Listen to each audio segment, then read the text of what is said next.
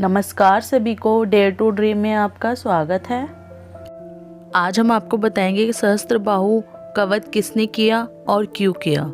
एक बार सहस्त्रबाहु अर्जुन अपनी सेना के साथ जंगल में भ्रमण के लिए गए। उसी जंगल में परशुराम के पिता जमदग्नि का आश्रम भी था। सहस्त्रबाहु अर्जुन जंगल में विश्राम करने के लिए जमदग्नि के आश्रम देख अपनी सेनाओं के साथ आश्रम की ओर चल देते हैं।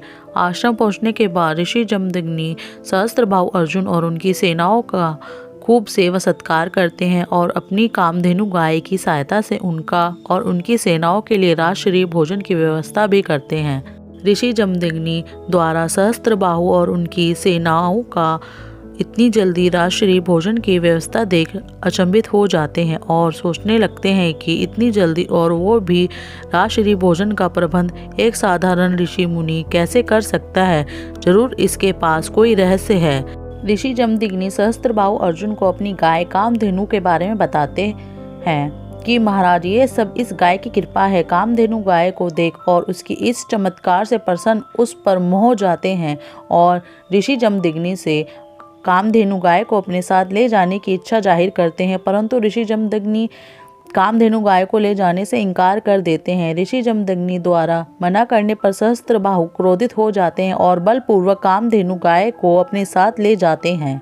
परशुराम जब आते हैं तो और ये सब सुन परशुराम अत्यंत क्रोधित हो उठते हैं और अपना फारसू उठाकर सहस्त्रबाहु के नगर महिष्मति की ओर चल देते हैं। सहस्त्रबाहु कामधेनु और अपनी सेनाओं के साथ रास्ते में ही होते हैं। सहस्त्रबाहु परशुराम को अपनी ओर तीव्र गति से आते हुए देख अपनी सेनाओं को परशुराम को रोकने का आदेश देते हैं। सहस्त्रबाहु की सेना परशुराम को रोकने के लिए उनके पास आती है, पर कुछ पलों में ही परशुराम हजारों सैनिकों के रक्त से युद्ध भूमि को लाल कर देते हैं।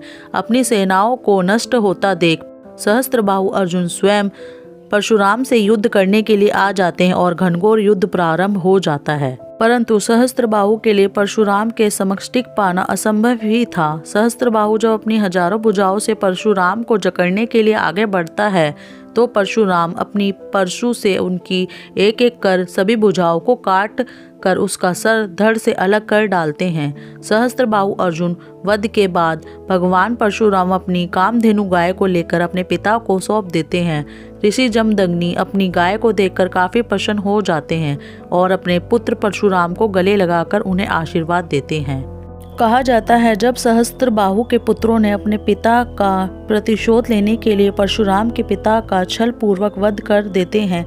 जब जमदग्नि का वध हो जाता है तो उनकी पत्नी रेणुका भी उनके साथ अग्नि में लीन हो जाती हैं। इस घटना से परशुराम अति क्रोधित हो सहस्त्रबाहु के पुत्रों का वध कर देते हैं और साथ ही महिष्मति राज्य को भी उजाड़ डालते हैं और पृथ्वी से 21 बार सभी क्षत्रियों का नाश कर पृथ्वी को क्षत्रिय विहीन करने के बाद परशुराम एक बड़े पर्वत पर जाकर भगवान शिव के ध्यान में लीन हो जाते हैं। अगर स्टोरी अच्छी लगे तो लाइक करें, शेयर करें, कमेंट्स करें और इसी तरह की कहानी और वीडियो सुनने के लिए हमारे चैनल को सब्सक्राइब जरूर करें। जय श्री राम।